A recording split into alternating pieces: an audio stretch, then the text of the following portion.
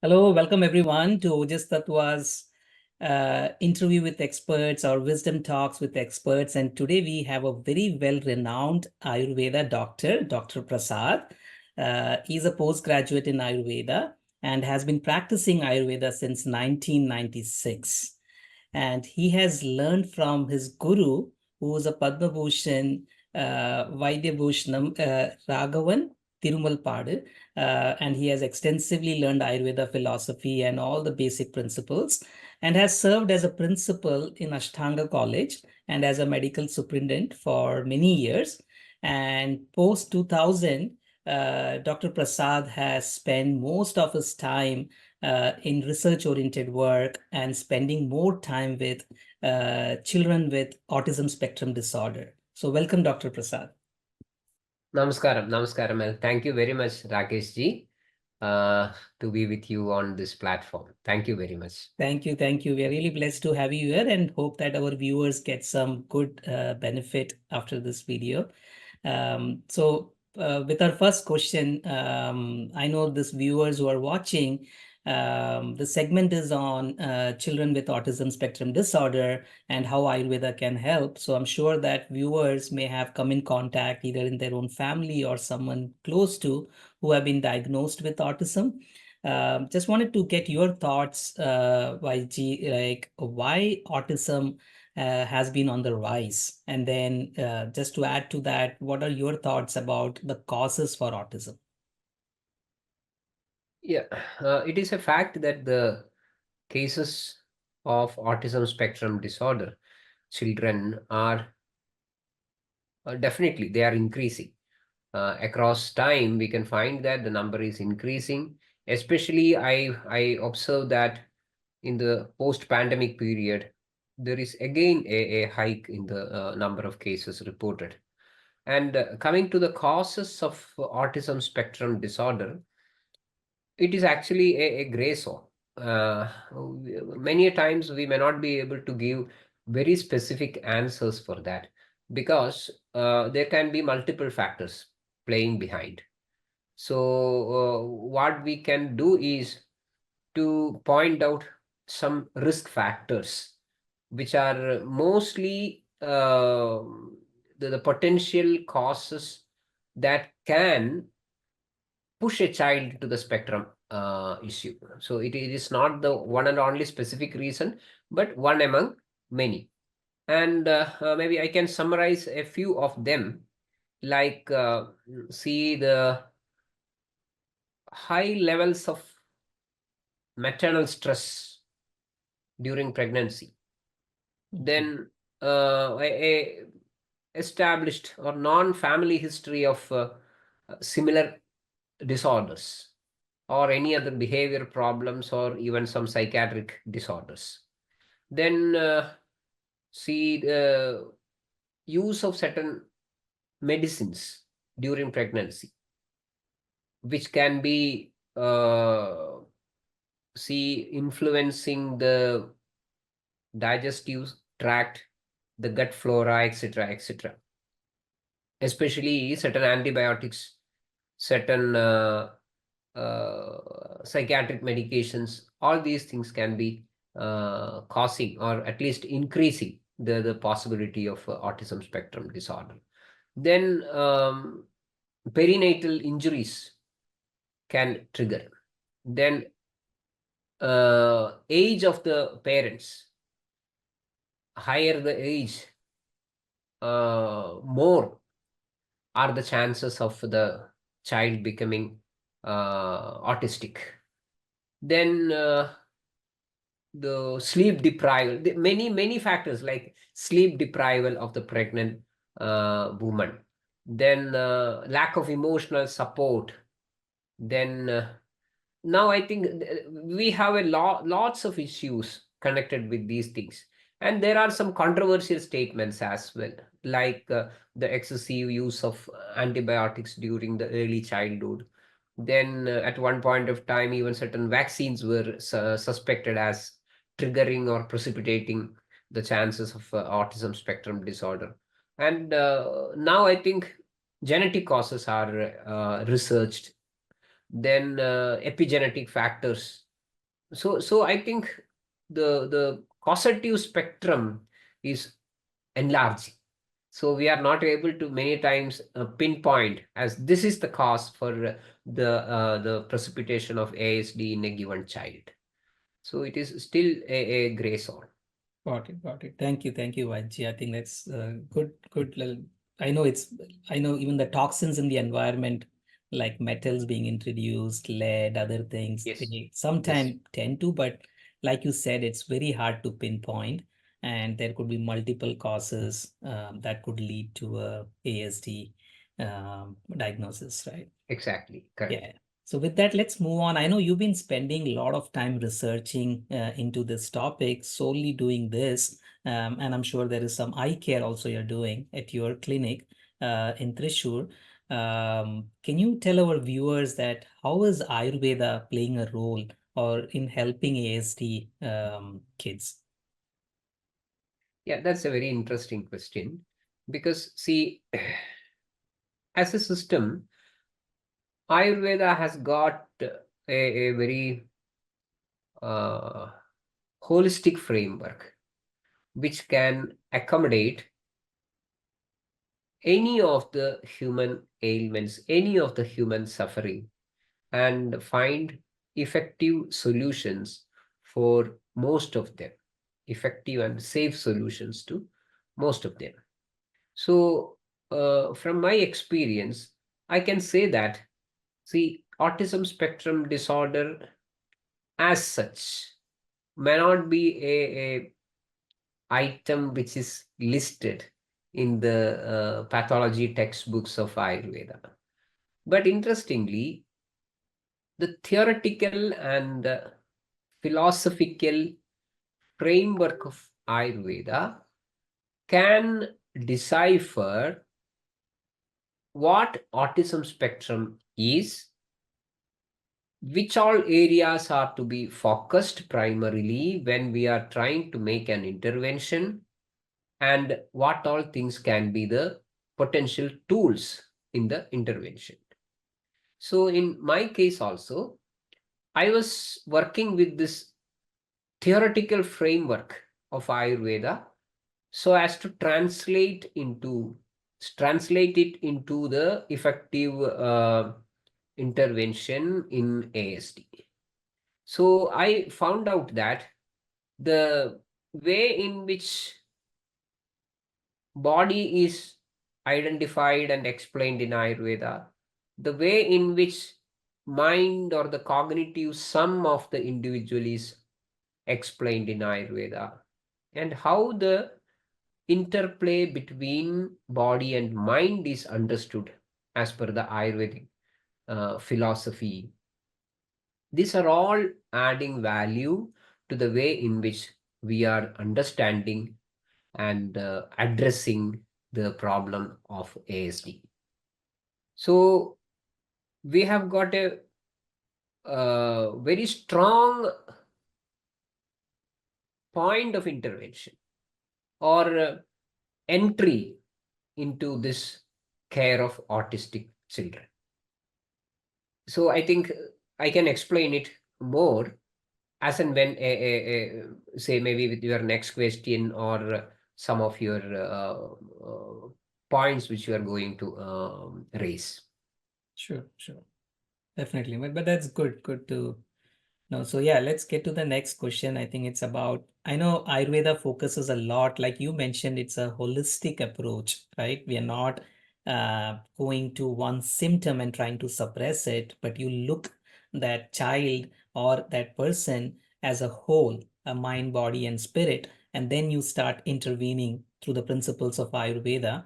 Okay. So having said that, right, I mean, we start with diet. Diet is very key, for ASD. I have seen you in person saying to parents that, hey, we have to get off certain diet in order to make the treatment very effective, right? I mean, there is a beautiful saying that if your diet is not good, medicine won't be effective. And if your diet is really good, you don't need a medicine. Exactly. So if can you emphasize a little bit on, like, I know it is still being researched and there are a lot of things out there that talks about gluten-free and casein-free diet. And I've seen like many doctors start there. So what are your thoughts about that and what kind of diet you recommend, right, for ASD kids? Yeah, that is important. Um, See, the human body depends fully on the food it gets for its nourishment in the physical plane. Apart from that, there is a strong influence of the food in your mental plane as well. It's not limited to the physical plane.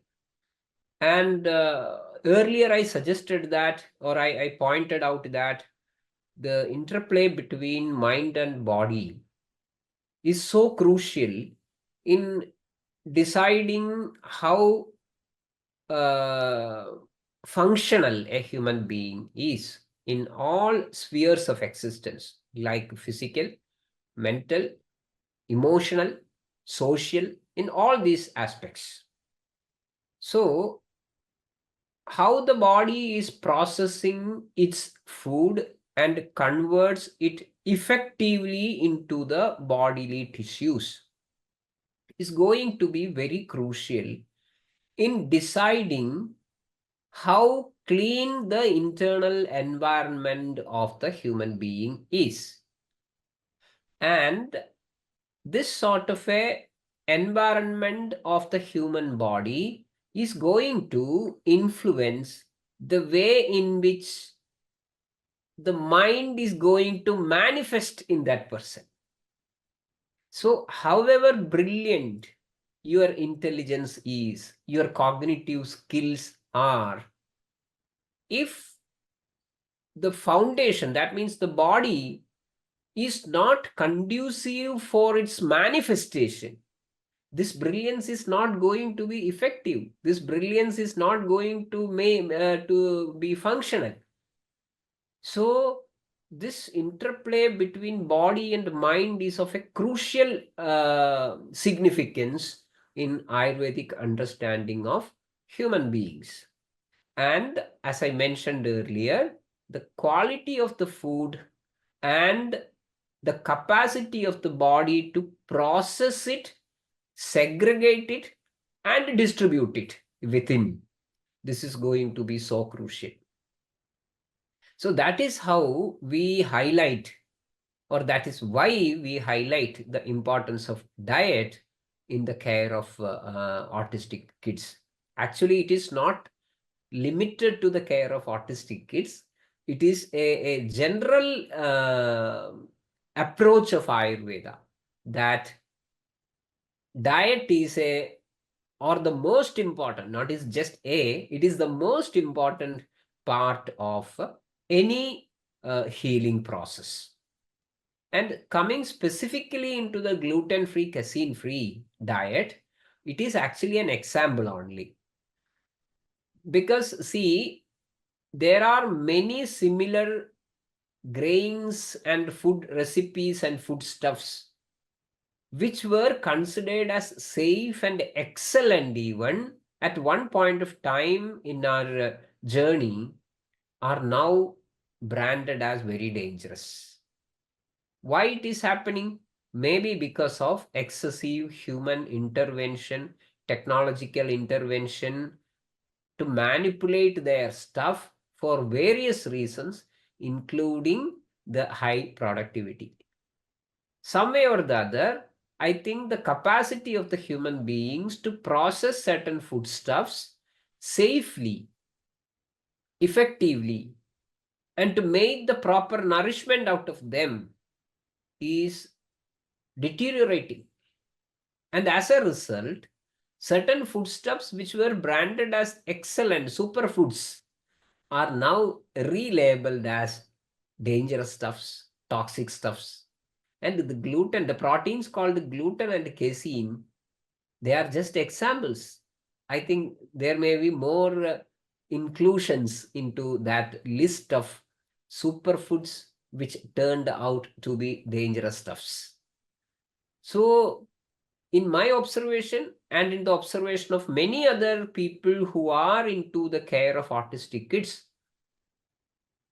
makes it a point that this gluten and casein, they work as very dangerous stuff for the uncontrolled behavioral patterns of these kids, and restricting them makes a key turn point in their care.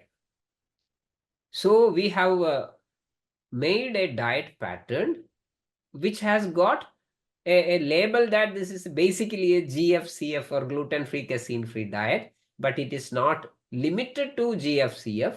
There are many other things. The core concept is as traditional as possible, as regional as possible, as home made as possible.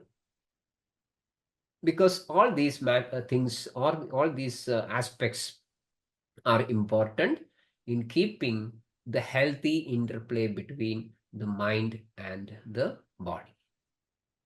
Thank you. I think that explains, yeah.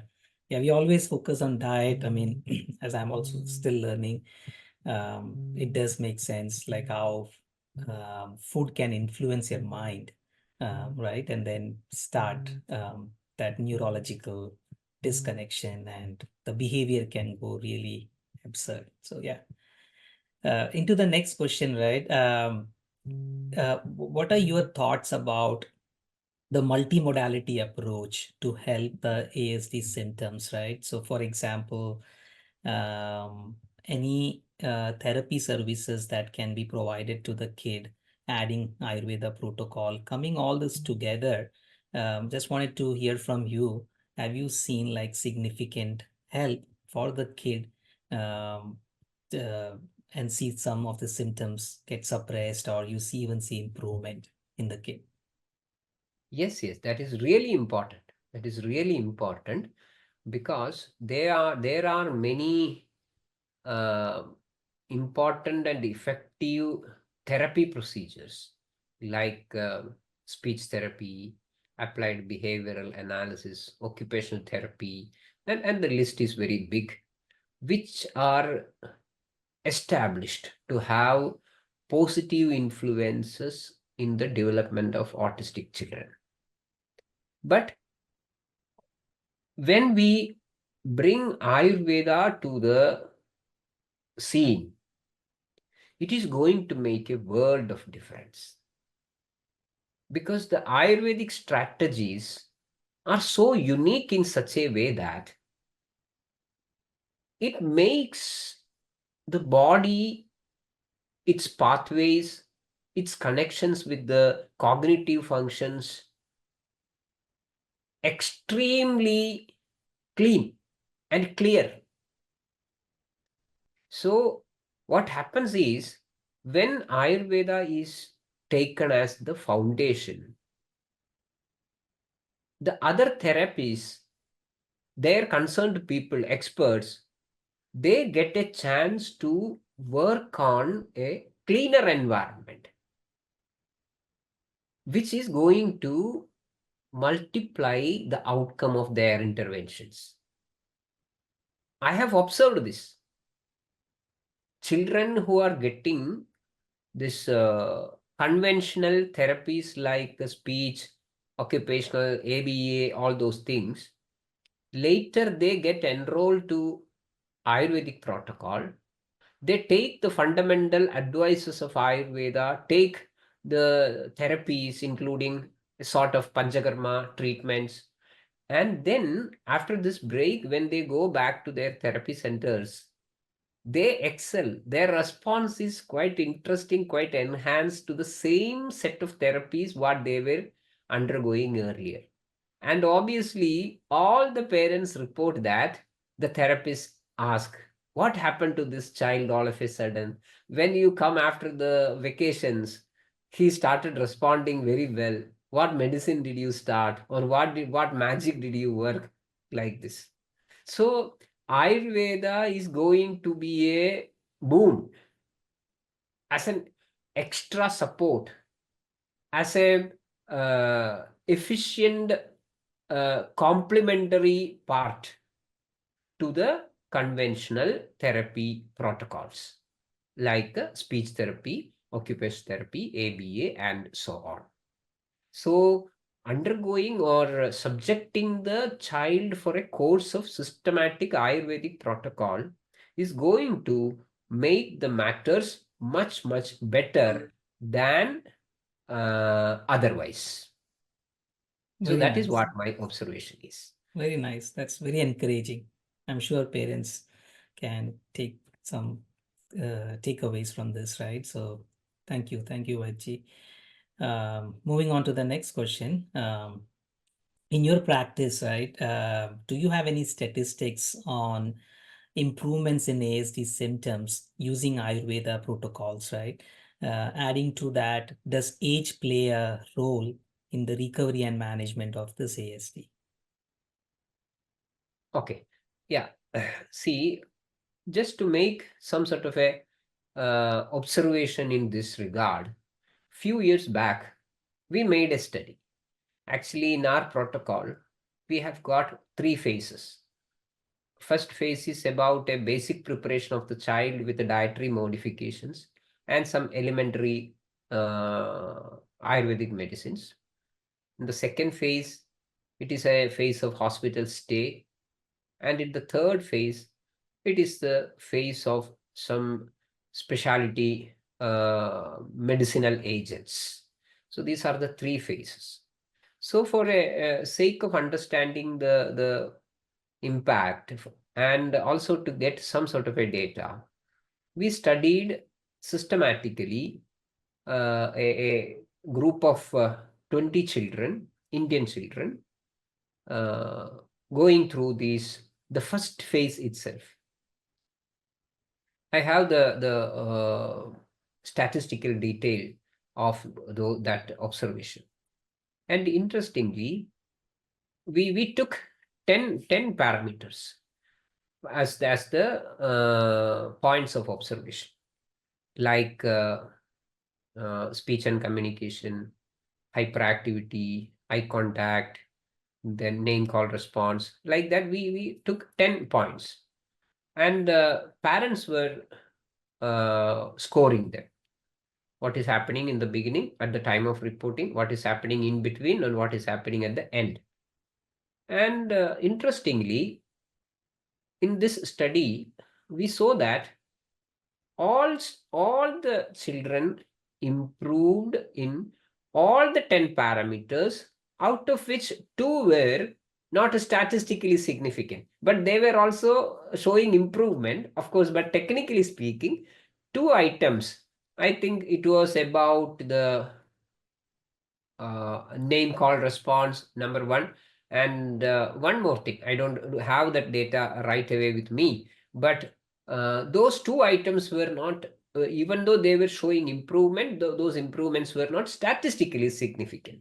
In the remaining 8 domains, all the children showed significant, statistically significant improvement.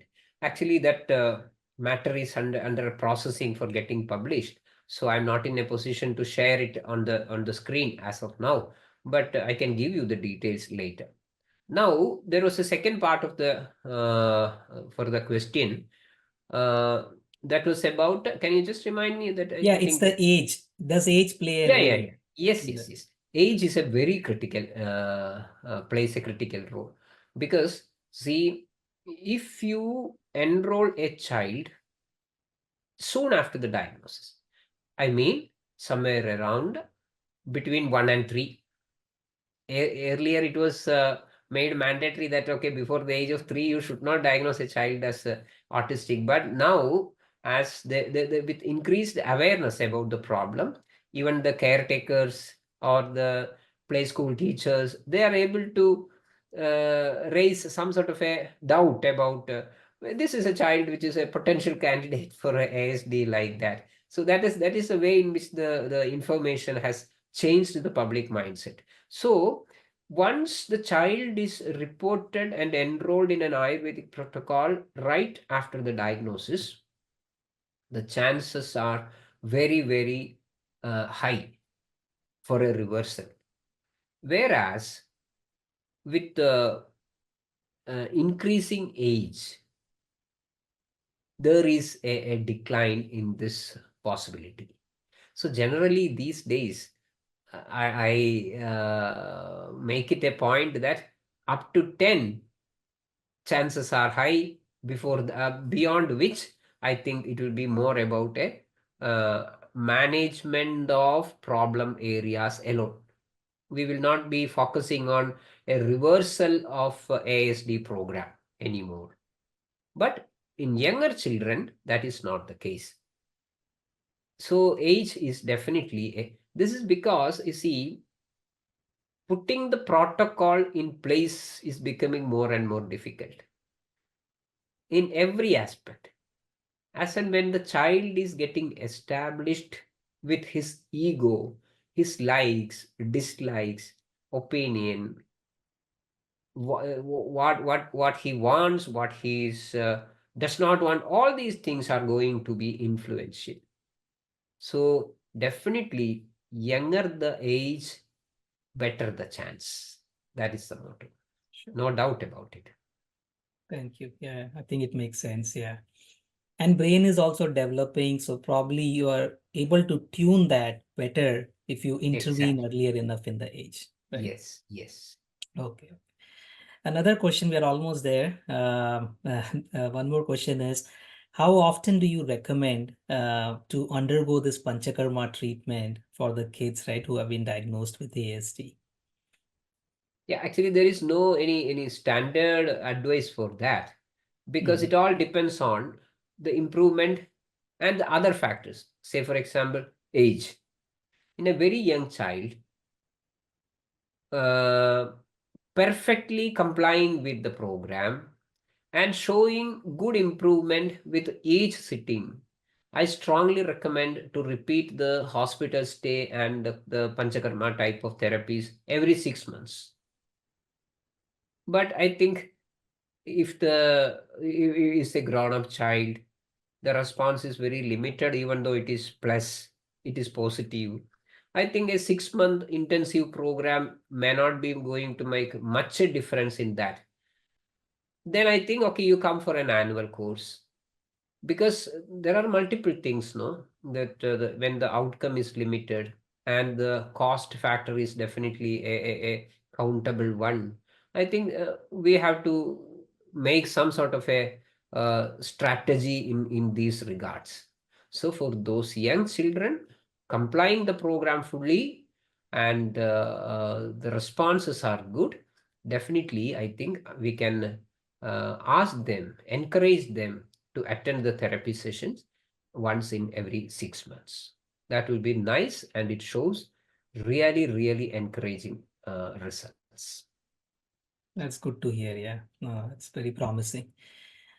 Yeah, our final question before we end this wonderful interview session is, any advice to the parents who are listening, like any do's, don'ts that you can tell who have some kids with ASD disorder, right?